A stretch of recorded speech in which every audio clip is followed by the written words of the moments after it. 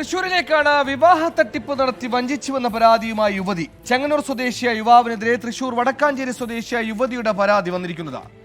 Recruitment agency നടത്തുന്ന യുവാവ് യുവതിയുടെ അക്കൗണ്ട് വഴി പണം വാങ്ങി വിദേശത്തേക്ക് കടന്നതോടെ നിയമക്കുരുക്കിൽ കൂടി അകപ്പെട്ടിരിക്കുകയാണ് യുവതി.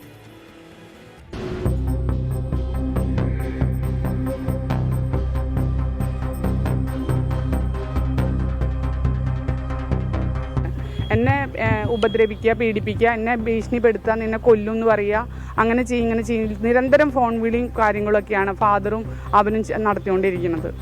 ചെങ്ങന്നൂർ കൊല്ലക്കടവ് സ്വദേശി ഷെഫീഖ് കബീറിനെതിരെയാണ് വടക്കാഞ്ചേരി സ്വദേശിയായ യുവതിയുടെ പരാതി.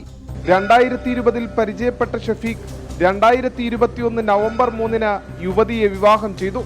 എന്നാൽ താലി കെട്ടിയതല്ലാതെ നിയമപരമായ വിവാഹം ഇരുവർക്കുമിടയിൽ നടന്നിരുന്നില്ല.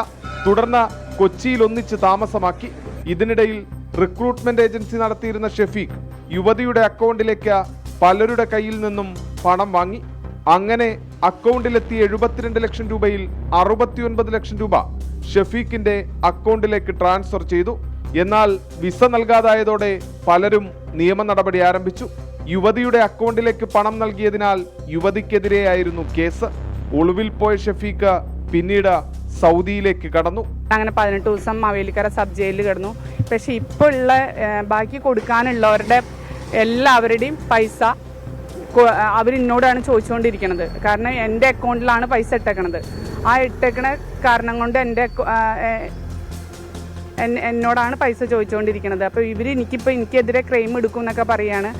തുടർന്ന് ഷെഫീഖിനെതിരെ യുവതി പോലീസിൽ പരാതി നൽകി.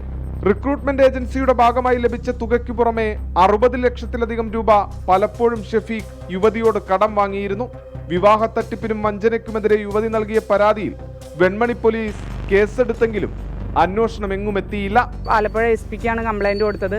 അവിടുന്ന് വെൺമണി പോലീസ് സ്റ്റേഷനിലേക്ക് പരാതി മാറി 406, 420 വകുപ്പിൽ മാത്രമാണ് അവർ കേസ് എടുത്തിട്ടുള്ളൂ. എന്നെ പീഡിപ്പിച്ചതിന് ഒന്നിനൊന്നും കേസൊന്നും എടുത്തിട്ടില്ല. അത് ലിവിങ് റിലേഷൻ അല്ലേ എന്നാണ് ചോദിച്ചത്. പക്ഷെ എന്നെ ചെവിടത്തേക്ക് അടിച്ചിട്ട് ചെവിയുടെ പാട പൊട്ടിയിട്ടുണ്ട്, ബ്ലഡ് വന്നിട്ടൊക്കെ ഉണ്ട്. അതിനുള്ള തെളിവൊക്കെ ഉണ്ട്. ഷെഫീഖ് വിദേശത്തായതിനാൽ നാട്ടിൽ മടങ്ങിയെത്തിയാൽ മാത്രമേ നടപടി സ്വീകരിക്കാനാകൂവെന്നാണ് പോലീസിന്റെ വാദം. ഇതോടെ എന്തു ചെയ്യണമെന്നറിയാത്ത നിസ്സഹായാവസ്ഥയിലാണ് യുവതി. 24 തൃശൂർ.